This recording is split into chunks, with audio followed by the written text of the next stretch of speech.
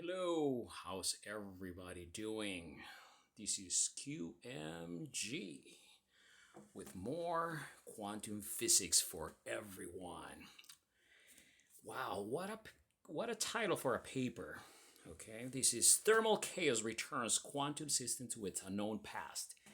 If you could go back in time, if you could go to the unknown past, what what time in the past would you return? You know what? I would return to the 80s. I would go to the 80s, and I would go to a bunch of parties. Okay, of course, assuming that I could just remain the same as I am right now, or at least I would go to a time when this pandemic is not happening. All right. Well, this is a very interesting paper because it actually talks about reversing the the evolution of a system to its unknown past in using a quantum computer, although theoretically speaking, right? Not actual. They didn't actually do it, but they set up a process for doing that. Okay, and it's a very practical process. Okay, so let's read this one because it's very interesting. And of course, you want to see how they actually achieve it because it's very interesting how they sort of reversed the quantum system. Okay. Moscow Institute of Physics and Technology. All right, very interesting. And this paper was very well written. Okay, I love all the analogies that are used by the writer. Okay, and it was just published a few days ago. All right, building on last year's breakthrough time reversal experiment, two researchers from the Moscow Institute of Physics and Technology and Argonne National Laboratory have published a new theoretical study in communications in physics. Okay, so every time you hear a nice journal, that means somebody verified, right? They don't just invented these things and they just say, oh, look, this is what I found. No, that means that they published it, somebody checked the paper and they found it to be okay, something that is worth publishing in their journal because that's how they gain their reputation, publishing things that are worth publishing, right?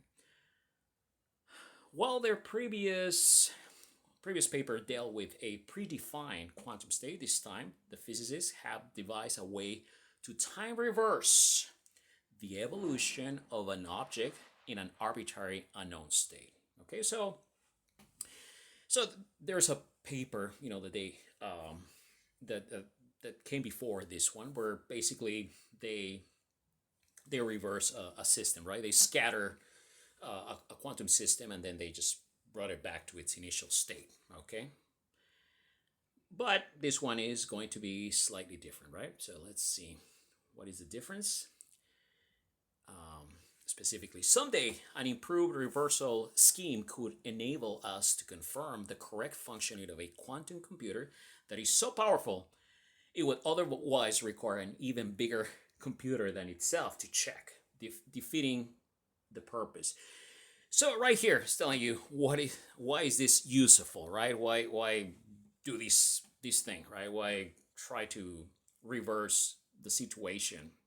Because it's good for a quantum computer. Think about this one, right? You create this wonderful device, right? That it's able to do things that ordinary computers cannot compute. You get a result, and then you try to figure out whether the result is correct or not, and you say, "Well, I think it's correct. Well, looks right to me. What do you think?" I think it is correct. You don't want to be in that situation, right? Because there's no way of checking. So the reason they created this algorithm is precisely to be able to see if the computer, using the same computer, to be able to see if the computer did the computation correctly, right? You want to use the same computer to be able to check itself, right? Rather than bring in another computer that is more powerful to check, right? If you, for instance, if you didn't trust your calculator, what would you do? Well, you bring another calculator. We have the luxury to do that, right? Or you do it yourself, right? But when you have something powerful, well, it becomes very, very difficult to do that, right? All right, so let's, so it says here, all right, let's continue reading. chaos reigns over time. There is a certain natural way the state of a quantum chip evolves if left to its own devices, from order to chaos. This is true about other things too. With time, our bodies grow older, man-made structures deteriorate, and while an ice cube left on the dinner table invariably melts, another ice cube will certainly not pop into existence into a glass right out of the blue, although that might depend on what one has been drinking. Now, this paragraph, it's actually getting to the physics in very, common sense kind of way. This is pointing out to the fact that something that is in physics is called entropy. You can consider how disorderly something is.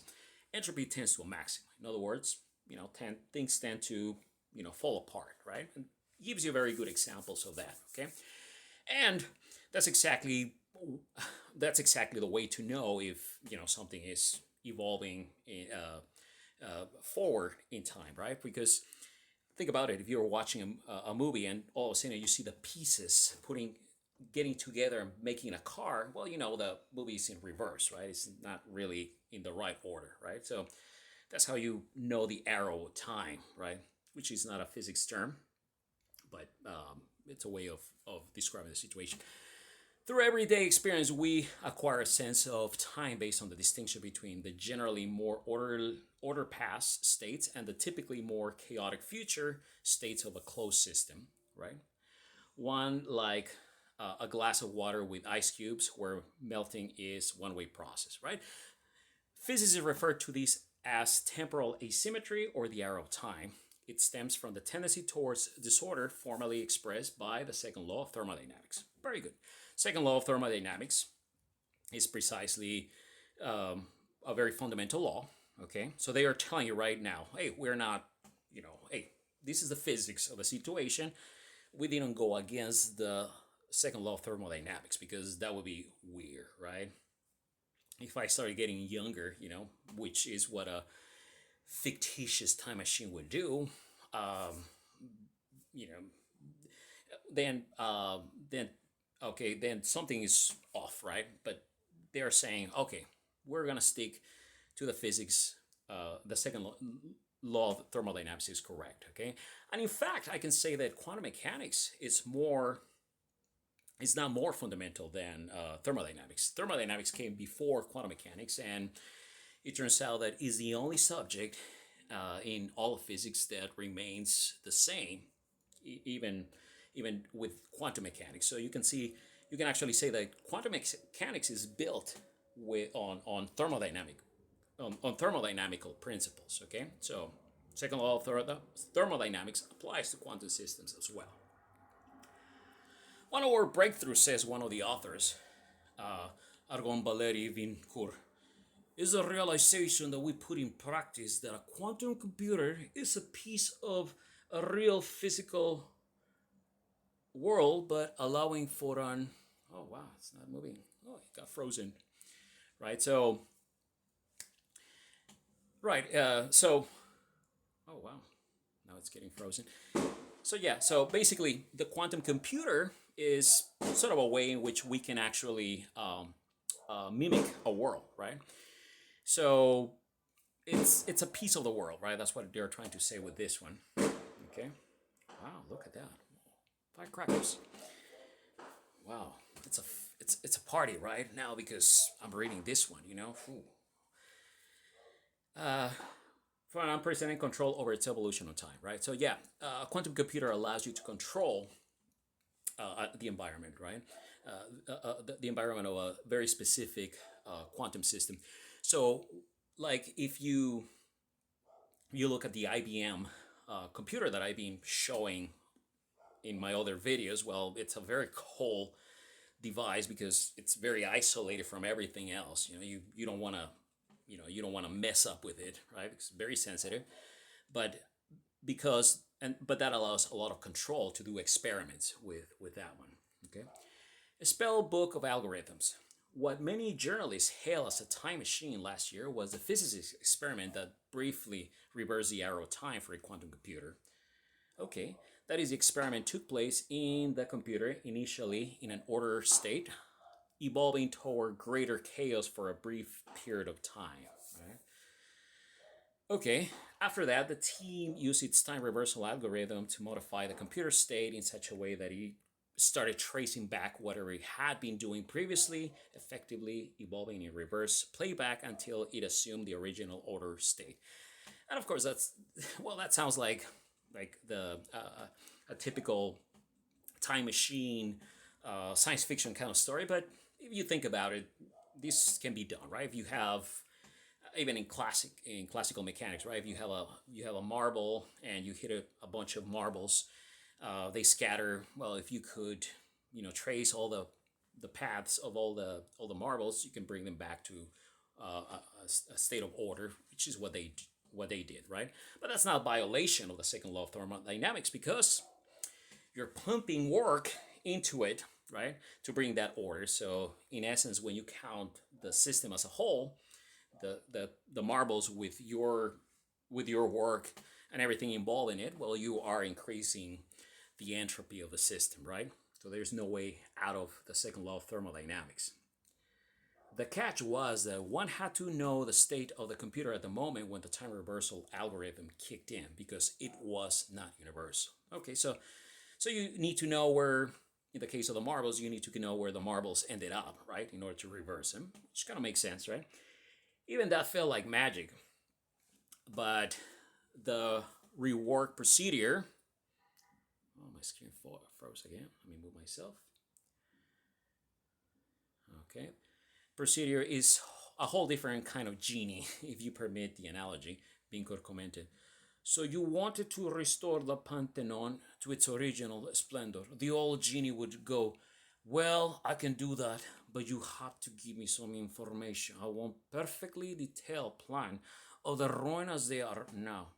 You see, the genie had no universal spell to turn back time, right? So, in other words, you need to know where the system ends in order to be able to reverse it. That's the previous algorithm.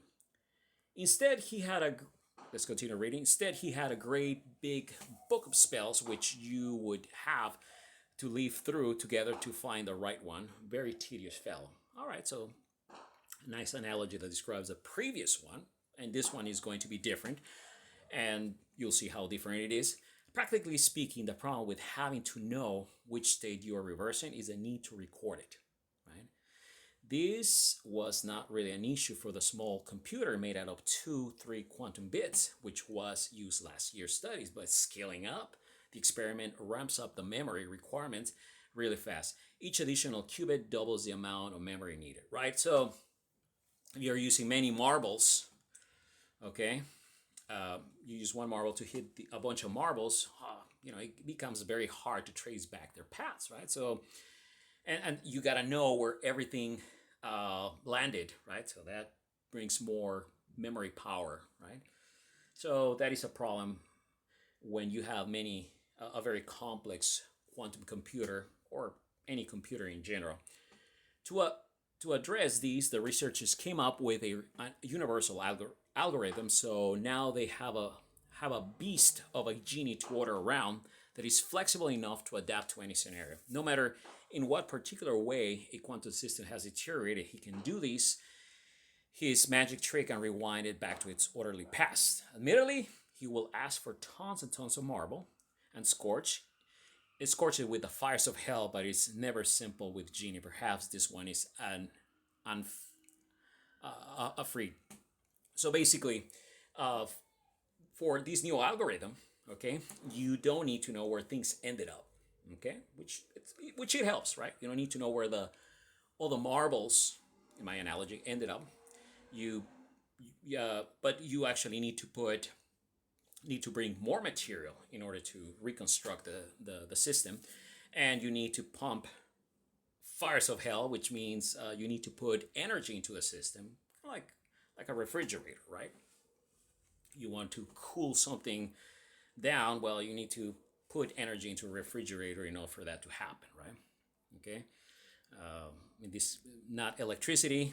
In this case, you need to put heat. Okay, and we'll see what he means by that.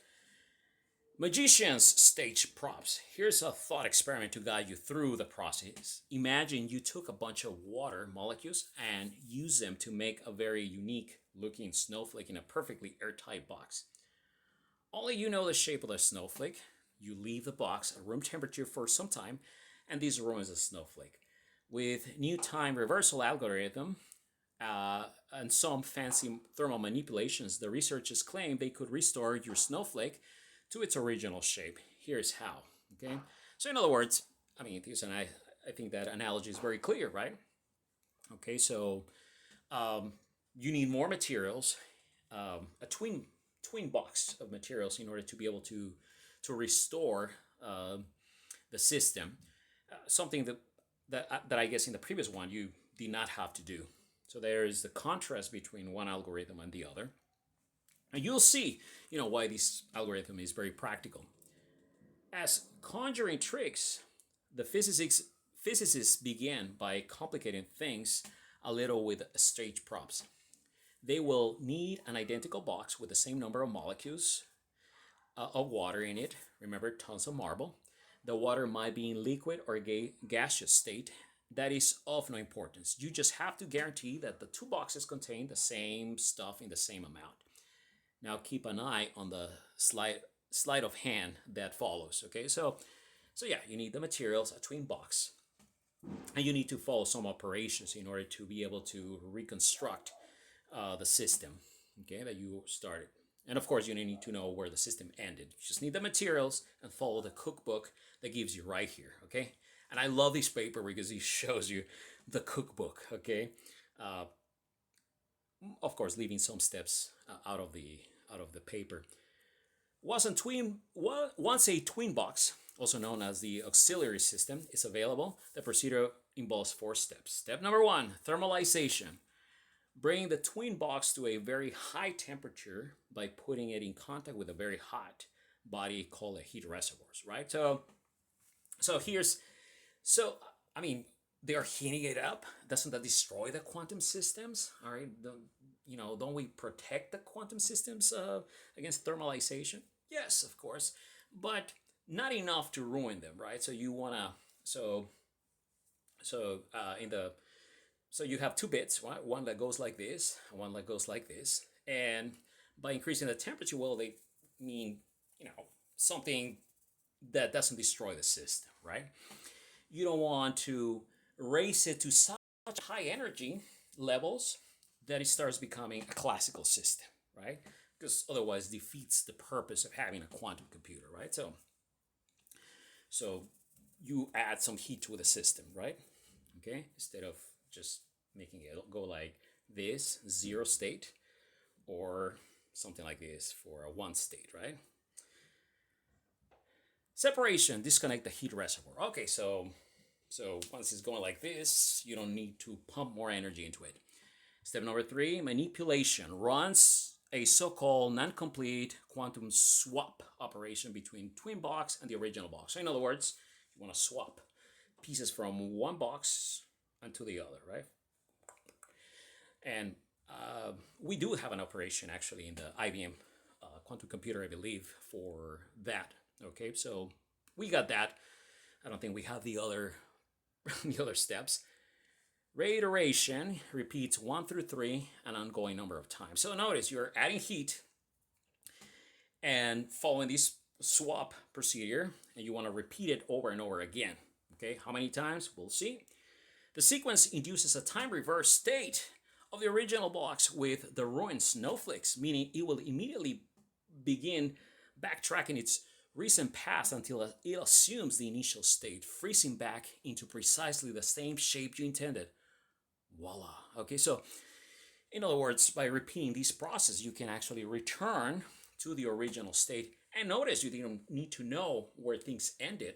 Okay, you just need to bring material, pump heat, swap, and just repeat that process over and over again, right? The paper in Communications Physics provides a formula for how many times the above cycle has to be repeated to reverse the state of a given system with respect to time. That is to nudge it. Let's see how much. Okay. in precisely the right way to ensure backward evolution from the current state towards earlier states in the past. In short, the number is huge and it rapidly grows with the system's complexity and with how far back in time it is supposed to go. Of course, right? So you have more material, it will take longer. You want to go further back in time, it will take longer. Um, so kind of makes sense, right? Intuitive sense. Okay. Oh, there's a genie. Pimp my qubit. That's very funny. Granted, granted, the Parthenon will probably have to wait, but the team is optimistic about a possible experiment that would briefly time reverse a simple computer comprised by a small number of quantum bits, right? With 2 qubits, for example, it would take at least 16 cycles. Repetitions with 3, it is 64, and so on. Kids, homework, okay? If you have 200 qubits, okay, how many times do you have to repeat it? All right, you can calculate it, okay? Why 200? Because 200 is about what you would need for very important computations, okay? Are we there yet? I'm not sure, but we're getting to a lot of qubits, okay? All right, so of course, you start increasing the number of qubits, it takes longer, to bring it back to its original state, okay? Reverse it back in time. Such an experiment is feasible with today's technology, but the problem is that the publicly available machines, such as the IBM quantum computer used in last year's study, do not support thermalization, which is the first step in the cycle. Come to think of it, expecting shared facilities to have specialized feature of this kind is like asking your local car sharing service for a jumping lowrider. So this time, Reversal Experiment is waiting a team willing to pimp up a quantum computer of its own, custom fitting it with big bad heat reservoirs. Very good writer, right?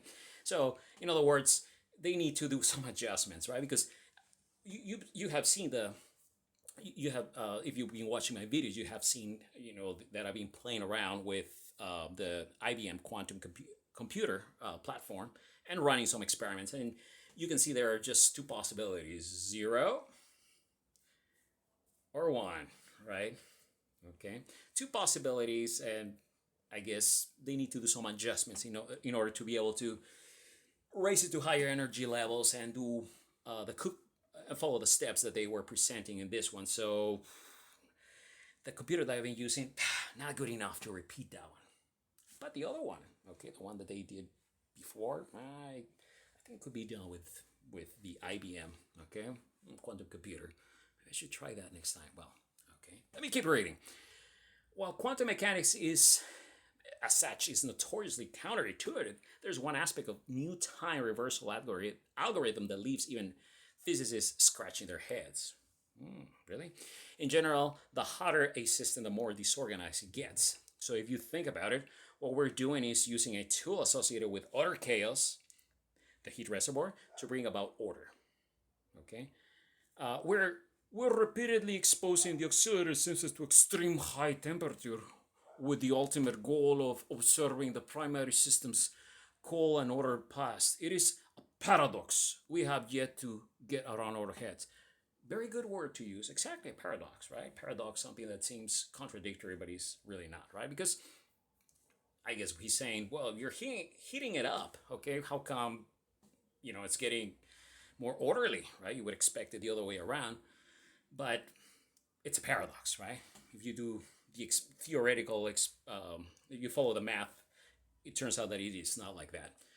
So, is it a paradox that your refrigerator, you need to pump energy into it and the back gets hot, but nevertheless the front gets cold?